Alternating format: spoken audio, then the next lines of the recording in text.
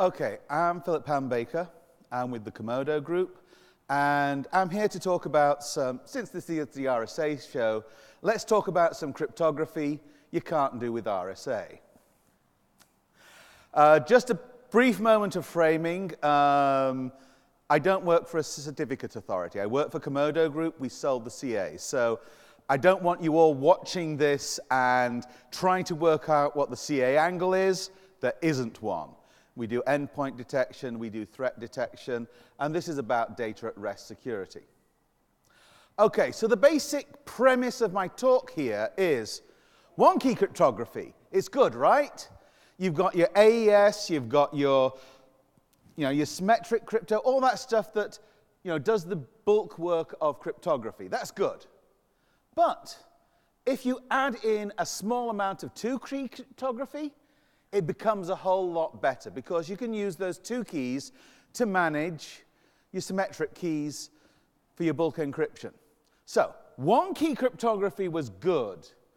Two-key cryptography was better. So why don't we try 3? Why should we use more than 2 keys in our cryptography? Well, the reason that 2-key cryptography is better than 1. Because if you have 2 keys, you can separate out the roles. And only the person who has the key for the particular role can perform that role. And that's why with public key cryptography, you can encrypt but not decrypt. You can verify, but you can't sign. And public key cryptography is really all about the separation of roles. So with 3-key cryptography, we can create more roles. And that allows us to create more flexible public key crypto systems and systems that meet the user's needs better. Now, the math behind the work that I'm doing today is not new. It was developed in the 1990s. Exactly who has priority here is difficult because what I'm going to be showing is kind of going down the middle between a few of these systems. But secret sharing, Shamir's secret sharing, Blakely's in the late 70s, proxy re-encryption, Matt Blaze in 98, and distributed key generation. I don't think it was in 1191. It was a bit later. So it's all amazing stuff. Why aren't we using any of this stuff? This is all stuff that, if you go to the bookstore, you can get Bruce Schneier's Applied Cryptography 20th anniversary edition. Why isn't this stuff in there? Well, the problem is that the industry has got stuck doing the type of crypto that was available when PGP and S-MIME came out. And we haven't gone beyond it. And there's a bunch of reasons for that, one of them being, unfortunately, patents. So what I'm going to be showing you in the rest of this talk is, first of all, I'm going to explain some of the reasons why we need this cryptography. I'm going to introduce the basic building blocks of how the cryptography works and how we build on regular Diffie-Hellman.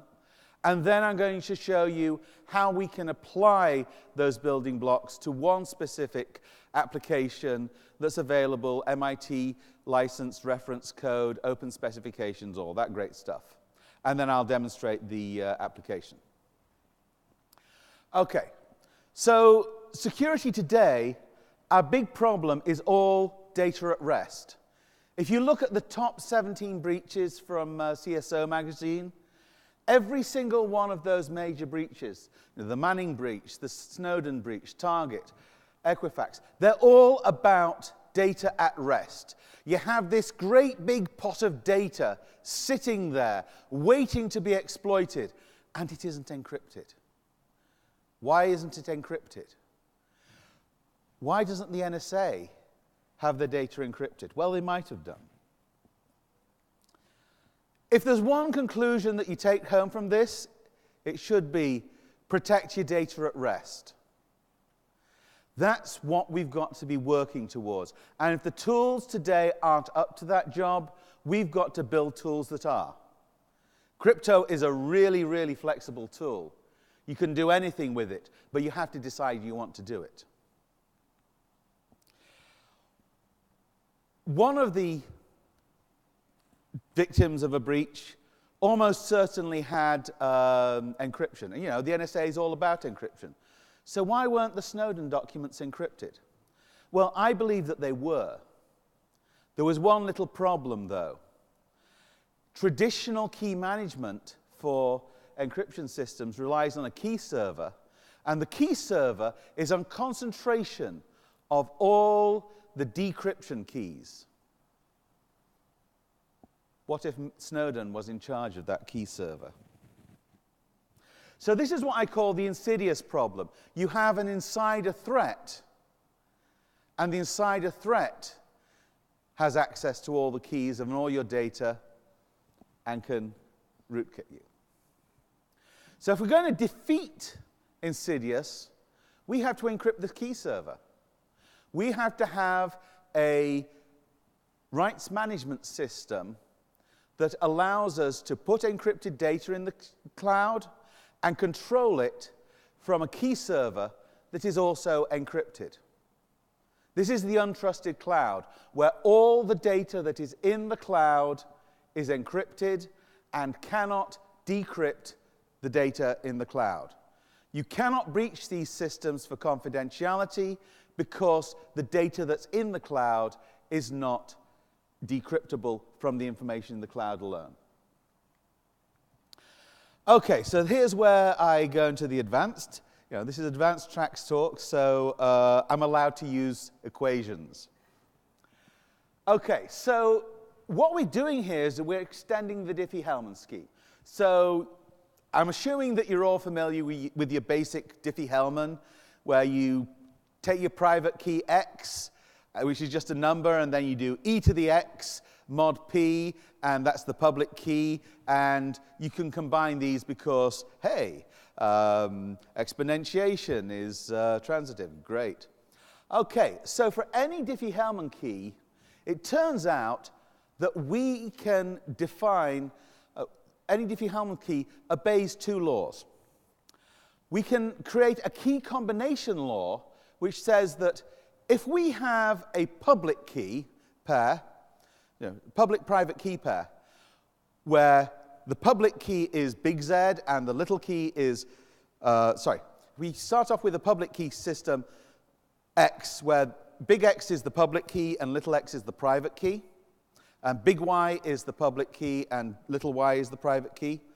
We can create a new public key pair where we create the private key by simply adding the private keys of x and y, and we create the public key from some operator that depends upon the particular flavor of Diffie-Hellman that we're using. There is also a result combination law. Having developed this public key pair Z from x and y, we can take the results of applying x and y to a public key E, and we can create the same effect of applying the private key Z to E and arrive at the same version of E to Z. Okay. So, how do we create these laws? Well, if we're doing it in discrete log, well, the public key is simply g to the x mod p.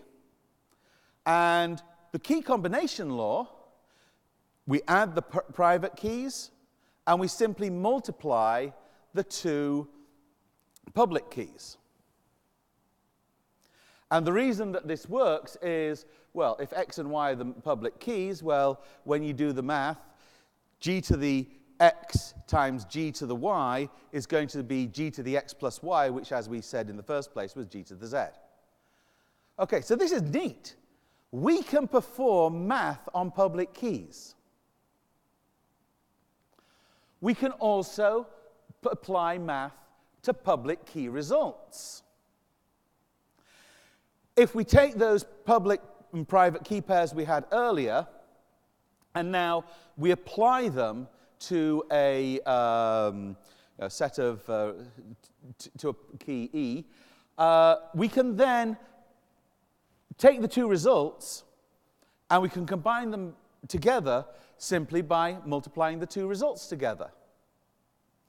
And the math here, again, is simply because e to the x plus y equals e to the x times e to the y.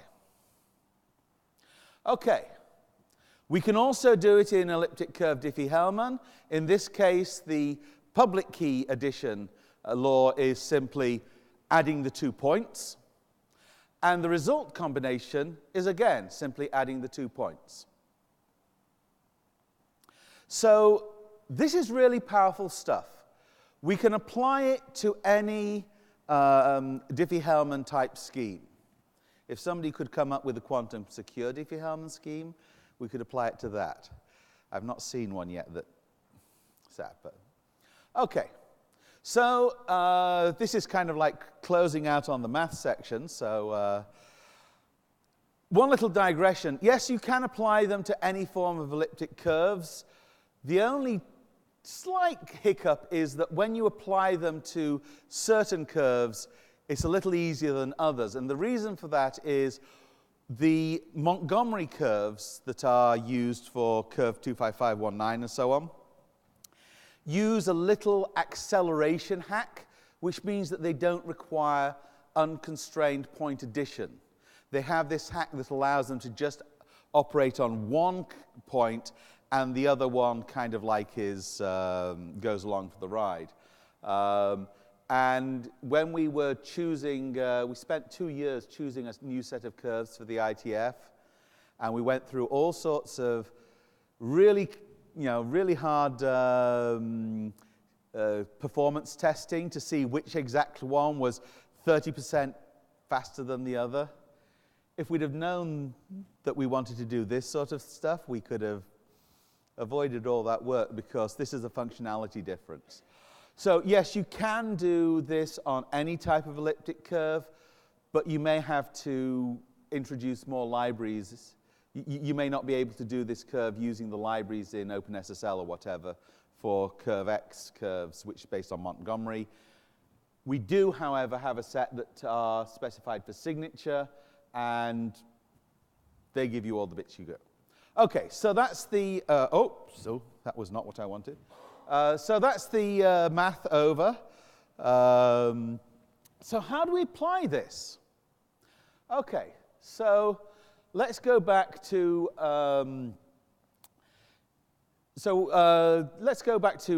things like Meltdown and Spectre. Okay, you have a problem where you have side channel attacks between different cores in the same processor, between different processes, between the cache. Well, one of the things you can do with this is you can apply your crypto in 2 different streams simultaneously. And what that allows you to do is to have a private key pair going on here in the application part of the processor, and another one that's bound to the processor and never leaves the processor, that's kind of like used as a salt to so that the application layer key can't be compromised. So you can apply this, and it might be one way around the Meltdown and Spectre issue. Another thing you could do, this is how I came across this bunch of math. In the CA industry, when I was doing that, one of the things people kept asking me for was, oh, could you generate the private key pairs for me? And the reason that they were asking this was, I don't have a good random number generator on my machine, so can't you just generate the private key for me? No. So I can't generate their key pairs because I don't want to know what the key pair is. However, with this approach, I can create, instead of creating them a key pair, I create a mix-in for their key pair. So I generate a public and private key. I give them the private key. They then mix it into the key that they've generated. And then they can come back with a key pair where they can show me just the public part, and I know that they've mixed in the randomness that I've given them. So I know that that key is strong, even though I don't know what the key is, and I can't use it, and I can't generate it, or have any access to it, which is cool.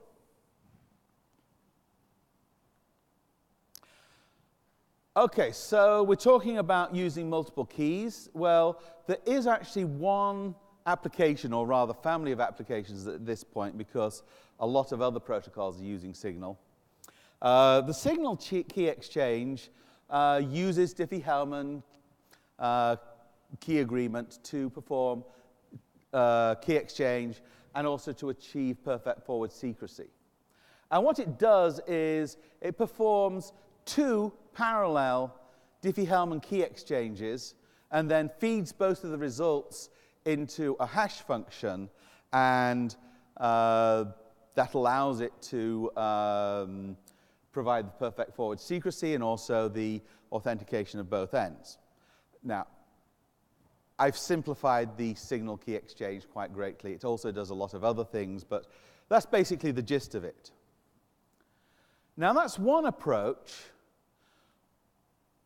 Using this 3-key cryptography, we can also do the same thing directly in the Diffie-Hellman crypto system.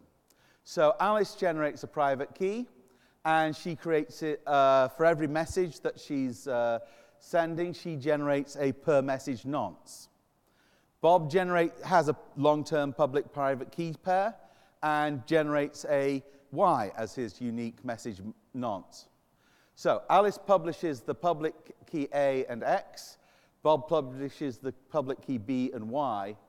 And they both calculate using the key addition law and the result addition law.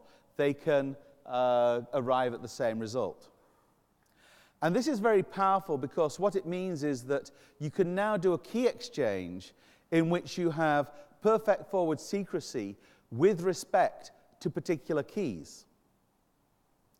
And so if you're concerned about one key being extremely vulnerable, you could mix in a new perfect forward secrecy exchange every 10 minutes or whatever. And another that you're not so worried about, you might only do it once a day. Okay, so how do we go to data at rest security? Well, if you look at this, unfortunately, content rights management as CRM is now customer relationships management, which is probably a sign that nobody's really using CRM, content rights management system. And I'm not surprised, because if you look at the ones that are on the market at the moment, either they violated a patent until it expired last year, or they were simply a rebadged DRM system. So we were taking technology that has been designed for protecting movies and copyright content and tried to apply that to confidential enterprise data. And that doesn't work for one simple reason. Lord of the Rings, the master tapes to that are worth $1 billion, but they're not secret. DRM systems are not designed to protect confidentiality. They are designed to put a cache register on that content. And that's why they can tolerate a key server that is a single point of failure for the whole confidentiality scheme. They're not good for protecting your secrets. Insidious is going to have access to the key server and be able to read all the data. So how do we apply recryption to this?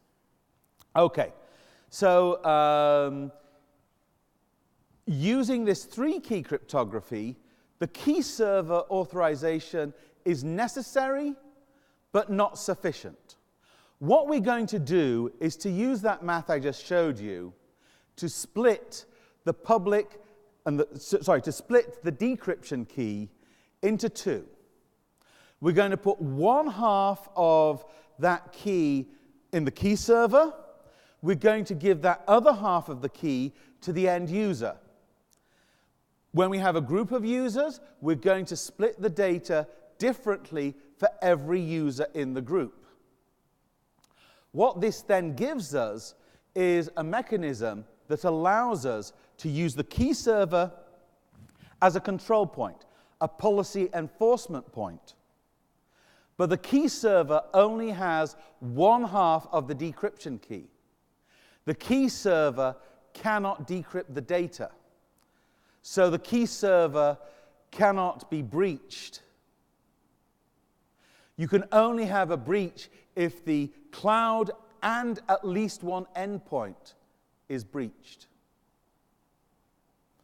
And that's the way that we should have been doing contents rights management all along.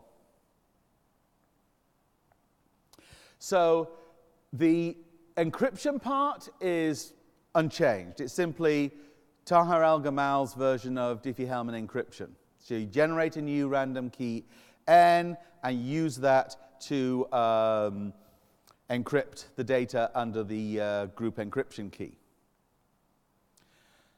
We split the administration key into two parts for each of the users, and each of the user in the group has a different R and a different D. In the simple version of the protocol, we send the decryption key to the end user, and that then allows them to decrypt the data.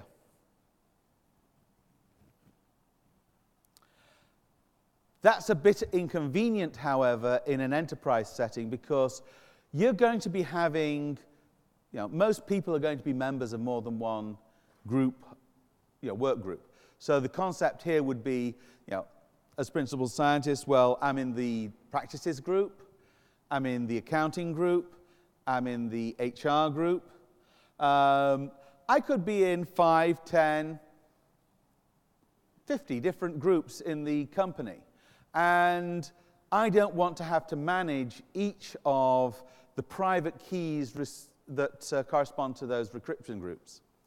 And this is actually one of the theoretical issues that kind of like held the field back, because people were looking for a perfect algorithm which would allow them to decrypt to change the key that's encrypted for Alice so that it can be decrypted by Bob's public key.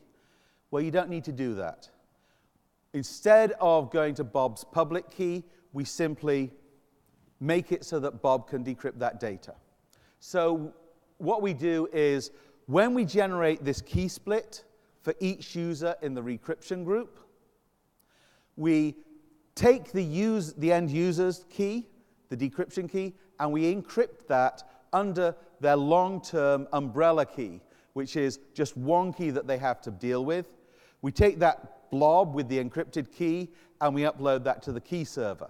So every time we ask to perform a recryption operation to get access to a piece of data, it gives us back the decryption blob.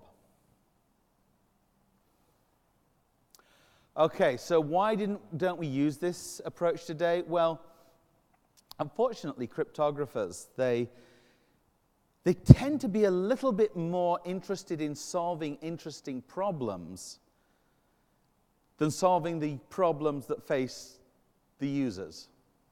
As I said, the original problem that was stated by Matt Blaze when he was developing proxy re-encryption said, you want to be able to take this data that's encrypted for Fred and do a transformation on that so it can be read with Mary's public key.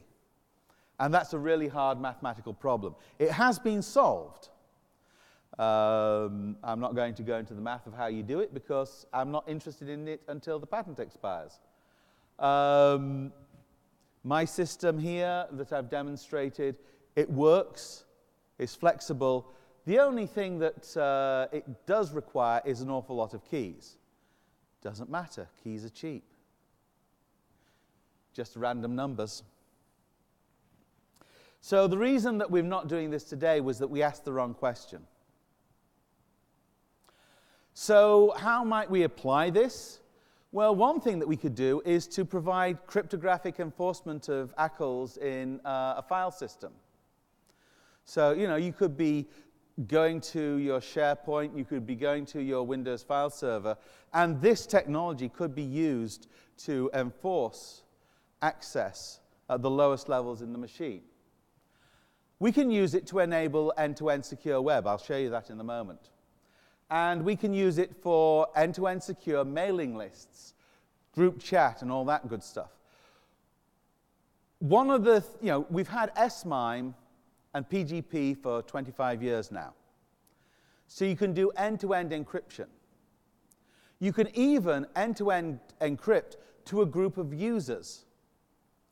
But using the tools that we have today, you can only encrypt to a group of users that are known to the person who's doing the encryption.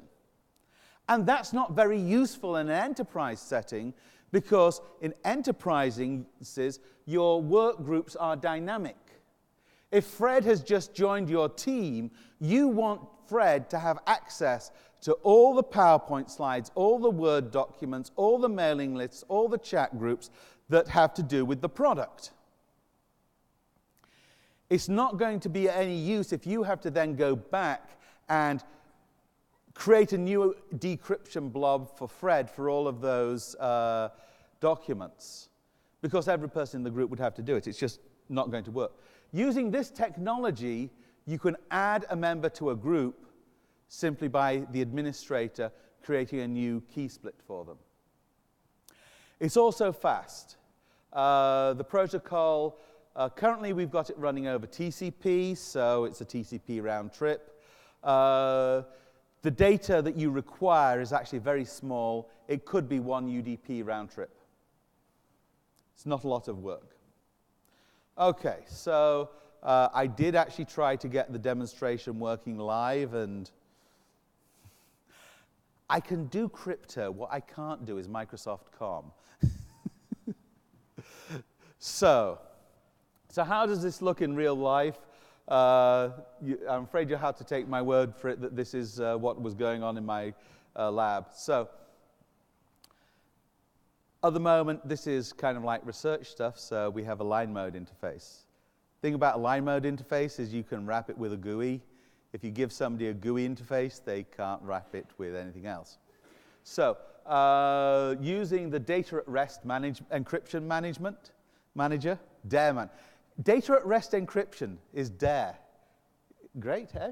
So we register Alice with an account. It creates an account profile, creates this PGP key sort of fingerprint sort of thing, and then we create a recryption group authorized at cryptomesh.org. So we've now created the group. Wanda is out there in Webland, and she's managing the web server, and she encrypts a file. So she encrypts index.html to this group. Okay, and then presumably she will put it on the staging server and push it out to the web server. Okay, so we've got an encryption group, and we've got a file that's been encrypted to it. Now Bob tries to go and read it, and of course he can't, because Bob isn't in the encryption group. Okay, so now Bob talks to Alice, says, I need access to this data. So Alice adds Bob to the recryption group. And this is happening on Alice's laptop, using Alice's end-to-end key. So this is using a key that exists on Alice's laptop and nowhere else. She adds Bob to the authorized group. Okay. Now Bob tries to get to the data, and now he's got access. So what we've done here is, using end-to-end encryption, we've granted and denied resource. What we've done here is we've allowed or denied access to that resource that was encrypted in the cloud using end-to-end cryptography without compromising the end-to-end cryptography. The key server that is in the cloud that is answering Bob's request is only has one half of the decryption key. Bob has the access to the other half. So the cloud data can be completely compromised without compromising the actual data that is encrypted. And Bob doesn't need Alice to be present when he accesses the data. Alice could have added Bob to the list, to the group, and gone away on a Caribbean holiday for 2 weeks. She doesn't need to be involved when Bob accesses that data. We can add as many different people as we like to the Recryption group. Each person has a different split, which means that we can control their access differently. So if Bob leaves the company, Alice can tell the key server, stop handling his requests. Bob doesn't have access, but Carol, Doug, and all the rest do. The key server has to be involved in every transaction. So that means it can be performing audit and accounting. So we know how many pieces of data each person has been accessing. So if, say, you happen to have an employee who happened to have, say, downloaded 500,000 confidential diplomatic cables and loaded them onto Lady Gaga CDs, well, maybe somebody could have thought, well, this is an awful lot of data for one person to be using. Do they really need it? Or the key server could even have an allowance. You know, you could have some sort of currencies type scheme where each document has, you know, a nominal cost, and if you've exceeded your data budget for the day, well, your supervisor gets told. Okay, so here, you know, the conference has asked us for these apply slides. And so, security advisors, what you need to do immediately is to make data level security part of your security policy. If you're dealing with any confidential data, encrypt it as soon as you can.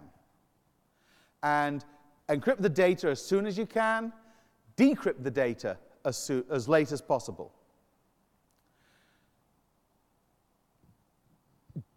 Demand data level security in any request for proposals that you put out.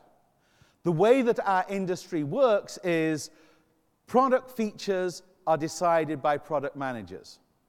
If you're purchasing data protection products, you need to put, if you put the request for this type of technology in your RFP, that creates the demand, that goes into the next generation of the product. If nobody is asking for this technology, nobody will be able to use it. As I said, the patents expired last year. The reference library that we have is open source, MIT license. The protocols are all open specifications. This is something that we have the chance to make an industry standard and the default baseline for security. In the future, look for IT products that actually meet these data level security requirements. And if you have the resources, developed in-house products that protect your data at rest. And for people like me who design security protocols, this 3-key and multi-key cryptography is a very powerful tool. It's a tool that is as sound as the basic Diffie-Hellman algorithm. And here's how you apply it. When you're looking at a problem, you know, it might be an integrity problem, it may be an authentication problem, it may be a confidentiality problem, identify the set of roles in that problem. For each role that you see in that problem, expect to require a key. Each independent role in your system is going to require a separate key. And each time that you want to have some perfect forward secrecy, you're going to require an additional ephemeral key. apply the tools. The key addition rule and the result combination rule. Those are the keys to designing protocols that do more interesting crypto than our 10 years old crypto. So, okay, well, thank you for bearing with me in a somewhat abstract talk on a Friday of RSA, but that's it. 3-key cryptography. It allows us to encrypt data in the cloud without the data in the cloud being vulnerable. Thank you. I do have some time for some questions, so would anybody like to? There's a microphone, sir. So I just want to sort of restate back to you in a little simpler terms what I think I heard. 3 keys. You have the initiator, you have the recipient, and you have an admin, and they all control their keys, and pretty much you can add other people in, so you have more keys, of course. But the effect of this is that the admin can add and presumably remove authorized users at the key server based on their key, which is strong crypto, not just because they added them to a permission group. Exactly. The addition of users to the group is enforced by strong cryptography. Deletion of users from the group doesn't necessarily require the administrator to act. You could have somebody else could have privilege to just tell, because anybody who tells the key server not to give a decryption, they've blocked access. Okay. Now, I did not go into it, but if you happen to be a 3-letter agency or whatever, you could also split the administrator key. I didn't go into that here because that's an additional layer of complexity. But so when can we buy this? What, pardon? When can we buy this? You can't buy it today, but you'll be able to, well, you can download the code from GitHub, and in a few months' time, I'm making podcasts, I'm making backup material, so you'll be able to see what's going on. I cannot make any product announcements, but you don't think that anybody would have this technology in their lab and not want to do something with it.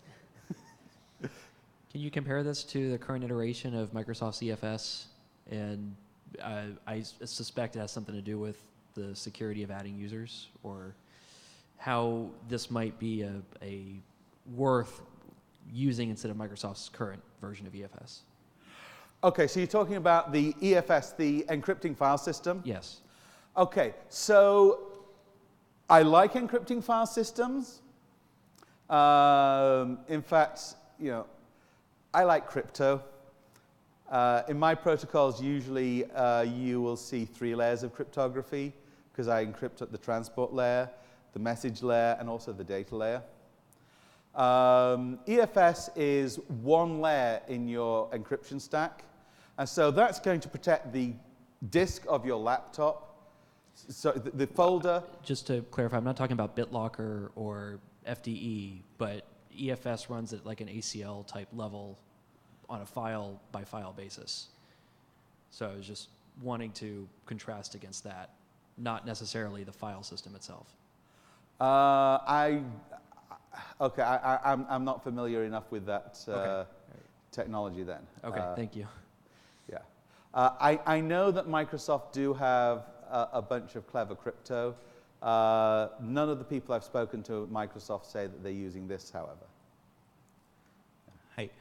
I just wanted to check, so based on your current implementation and usage of Diffie-Hellman, do you think this as is NIST certifiable for FIPS? Pardon? The algorithm, is it NIST certifiable? Oh, good question. Right now, the code that is running is using the discrete log Diffie-Hellman. Okay. And the CFRG curves that were agreed by the ITF. Those curves are not currently NIST certified. However, NIST's interest is to get everybody to use elliptic curve cryptography. And they're aware that the ITF has made the decision to move to those specific curves. I have had many conversations with NIST employees. I don't want to speak for them, but I don't believe that the curves that I have chosen will be an issue by the time that this technology is fully rolled out and practical. So just a follow-up question. Roughly, what is the time frame in your idea for rolling these out? Like a year or 2 years? Oh,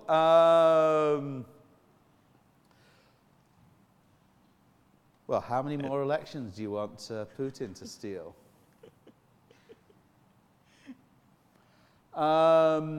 This is one component in the mathematical mesh. The mathematical mesh is something that I talk about in my RSA TV talk, and that is an infrastructure to manage private keys for the end user so that they can do strong cryptography, OpenPGP, SSH, SMIME, and so on really easily. That technology will be rolling out later this year. The proxy re-encryption stuff, being able to use the basics, that can be done almost immediately if you're prepared to encrypt and decrypt from the command line. Integrating it into actual applications is a matter of having people work on them. And there the issue is, do I put my engineers onto it, or do I persuade the providers of those applications that it would be in their interests to do it? So the reason for coming to RSA here and giving this presentation is in part so that I can tell my colleagues in the industry, look, here's some technology. If we go about it as an open standard, we can get something done really fast. It will be at least a decade before we've used the full capabilities, the full potential of this work. However, we can start using it to useful purpose in, we could start doing it this year. The web browser, Komodo produces its own web browser, IceDragon. At the moment, the way that and the screenshots that I showed you, those are from IceDragon. Those are from a setup that is actually doing the encryption and decryption in the browser. So we do have that. The code at the moment is a little rough in the way that it is implemented, and I wouldn't consider it production ready, but it wouldn't take us a year to get that production ready. Thank you. Thank you. Okay, so any other questions? So what can be accomplished by your proposal that's not being accomplished by symmetric encryption, for example, with AES algorithm? It wasn't clear for me. Pardon? What can be accomplished by your proposal that's not already being accomplished by the symmetric encryption with, for example, AES algorithms? Well, you're going to actually encrypt the data itself with AES, but then the question is, how do you manage the decryption keys, and how do you control access HSM and key management. And what do you think key management is? This is a key management mechanism for allowing or denying access to the decryption keys. Okay, so what's new? What's new is the ability to control access to data that is stored in the cloud using a key server that does not have access to the decryption keys. So if you were to do this with an HSM, the HSM in the cloud would have to have access to the decryption keys for the data. And then the HSM becomes the point of vulnerability, because how do you authenticate the requests to the HSM? Let me redo the question. Why should I use asymmetric encryption for data at rest instead of symmetric encryption? Because all symmetric encryption does is concentrate risk. What you're doing with symmetric encryption is you have this confidential piece, you have a confidential document, it's a gigabyte. You encrypt, and now you have a random set of bits here and a 256-bit key. That 256-bit key is now your confidentiality. So all you can do with cryptography is to compress and to concentrate the security. With public key cryptography, what you can now do is you can distribute and you can manage that risk. So that instead of that key being in a hardware security module accessible by that's accessible by anybody with access to that HSM, you can layer in the access controls to that data. So you're going to be using symmetric cryptography, but this allows you to use the symmetric cryptography. Yeah, I'm asking because the solution I use for symmetric encryption, I already have all the access control, all the policies, and everything to manage that. So it's not a separate piece. And even I don't have a single point of failure. I have a cluster with 30 HSMs, manage all of them. So I'm trying to look for what's the new on this approach and why I should choose this approach. Well, I'm being asked to stop, so Okay. Let's take it outside. okay. Thank you very much for attending.